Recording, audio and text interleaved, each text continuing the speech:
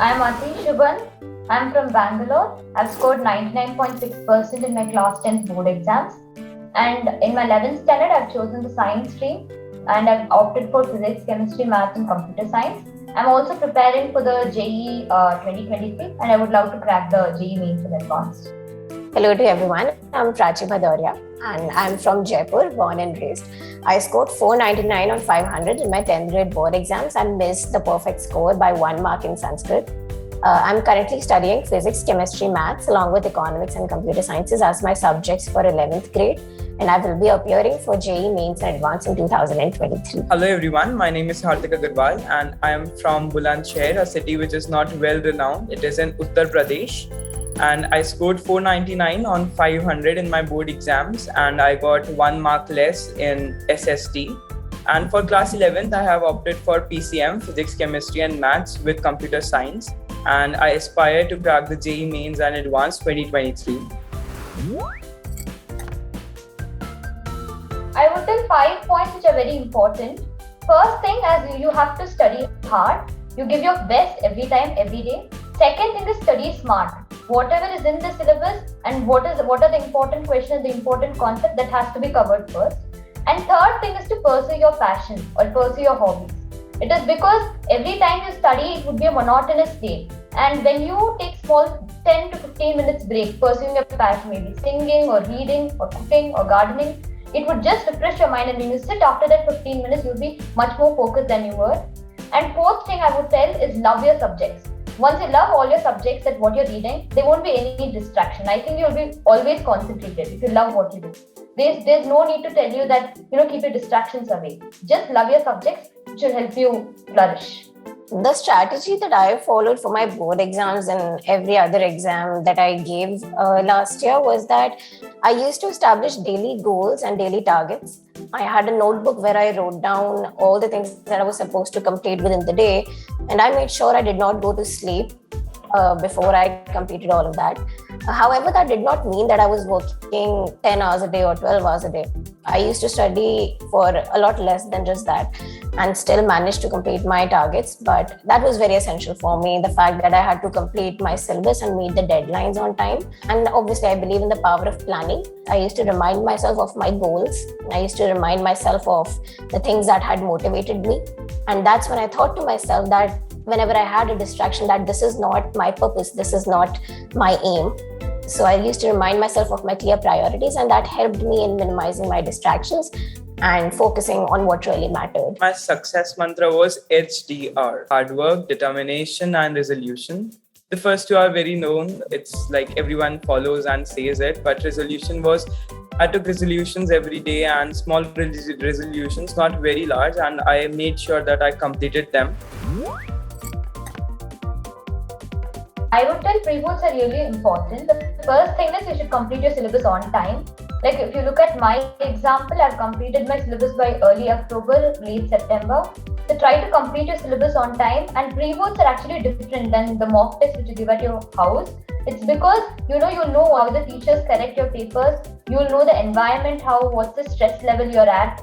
And I think that's really important and you shouldn't take it lightly. For me, I don't think it would have been different like when I gave the pre-board, just that there'll be butterflies in our stomach when we know that our pre-boards are going to be the final test which you're going to give, that our marks depend on it.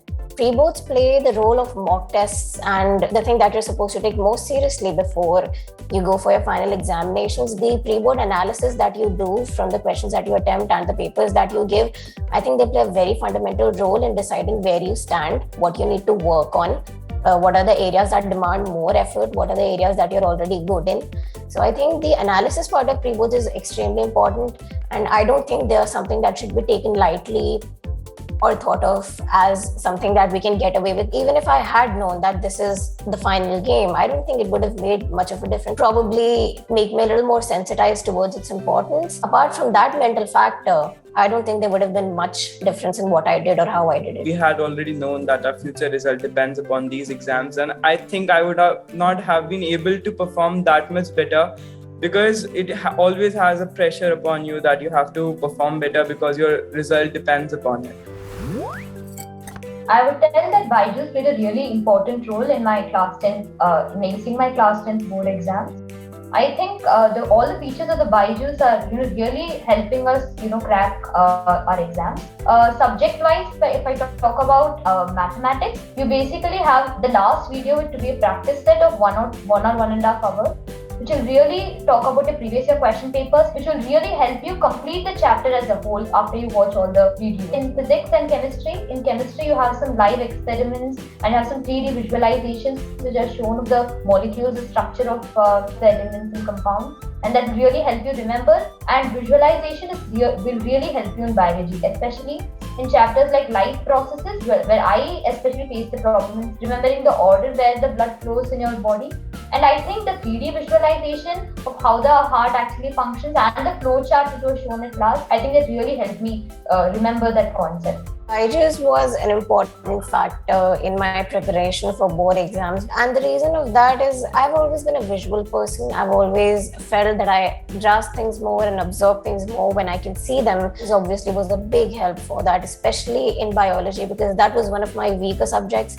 But the way Byju's taught me and the way those lectures were presented, they were some of the best biology classes that I have ever seen. Byju's has been a great help to me, though the videos were recorded, but I always felt connected to the teacher as if it was face-to-face interaction.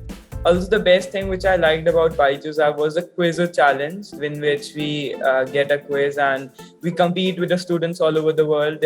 We can choose a subject. Also, the practice test, the ACE, and then the different levels which the practice test had, never-ending tests. It was really very helpful. I have written for 5 subjects, that is science, math, social science, English and Sanskrit. So for science, I would tell you, first read for all the 5 subjects, read your NCERT textbooks. And especially for science, try to go with the passage or comprehension-based questions to introduce easily. Try going a bit higher than your level so that you're prepared for instance. Just go a little bit higher and try to solve other questions. Be fascinated by science. It will really help you score very well. And for mathematics, it's just practice, practice, and practice. For the same question, try to arrive at different solutions. Try to solve various kinds of questions, not just practice. And for social science, for memory, I could tell you 2-3 things. First thing is for history, especially, try to remember it as a story. Like in our history, we had nationalism in Europe and nationalism in India. Especially in India, I remembered the sequence of independence. First, Gandhiji came to India in 1815 and that so on and so forth. Just try to remember all the dates. And second thing is spaced repetition. This is something called spaced repetition. You're on the same part of the day or in particular times, try to just go through the things that you do not remember and try to stick it everywhere, maybe in your dining hall, maybe your study table, and just try to go through it. And maybe I think by 1 month itself, you'll be able to remember everything. If you see my study table, you'll have a periodic table hanging. I think that would be very useful. And in English, I would tell you, try to read your textbooks just like you read your storybooks.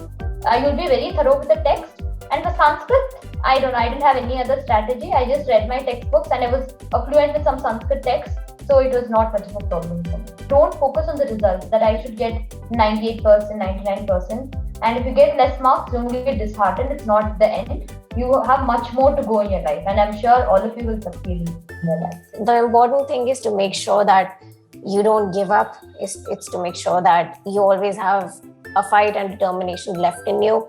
Never ever let anything smother that spark that you have inside.